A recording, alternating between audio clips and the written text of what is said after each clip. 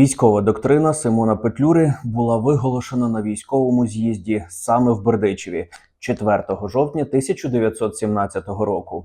В нашому місті майбутній лідер нації оголосив своєрідний маніфест національного війська, який тоді об'єднав прагнення українців створити власну державу на своїй богом даній землі. Про це вам, звісно, не розкажуть ватноголові фахівці, які користуються совковими джерелами. А ви про це можете дізнатися тільки на моєму каналі, адже я працюю тільки з першоджерелами. І знайшов для вас протокол цього з'їзду. А тому зараз же підпишіться на мій канал, порадьте його друзям, поширте в соцмережах та, звісно, поставте цьому відео вподобайку, щоб його побачило ще більше українців. А ми починаємо. Важливий елемент зламу імперії відбувся саме в Бердичеві у 1917 році.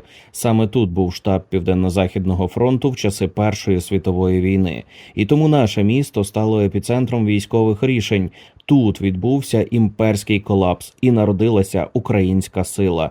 З'їзд у Бердичеві і доктрина Петлюри стали платформою для кристалізації нової сили української нації. Для такої важливої справи, як державність, має бути свідомий моноліт. Людський матеріал не однаково певний, не однаково організований. Певність може бути тільки тоді, як матеріал буде однорідний. Тільки тоді можна опертися на нього, коли він буде свідомий. Крім того, треба визначити трудність організації, коли в руках немає апарату влади. Половина не здатна для фронтової праці, половина з їх здатна, а поза як в руках не було апарату влади, не можна було оставити їх у тилу, де б вони принесли більше пользи. Безпека нації може ґрунтуватись тільки на власних збройних силах. Україну найкраще могло боронити лише українське військо. Симон Петлюра бачив армію генератором національної еліти. Організувавши наше національне військо, з'єднавши їх докупи, можна буде легше провадити культурно-просвітницькі цілі.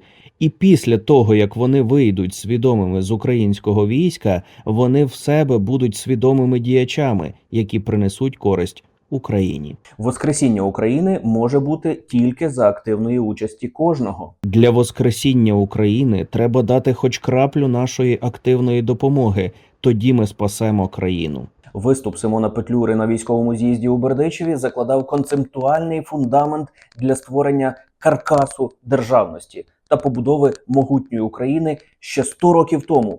Вектор перший – однорідний матеріал. Формування свідомого ядра за відсутності державного апарату. Вектор другий – національні сили. Монополія українського війська на захист власних територій. Вектор третій – армія як школа. Трансформація військових у державних діячів через просвіту.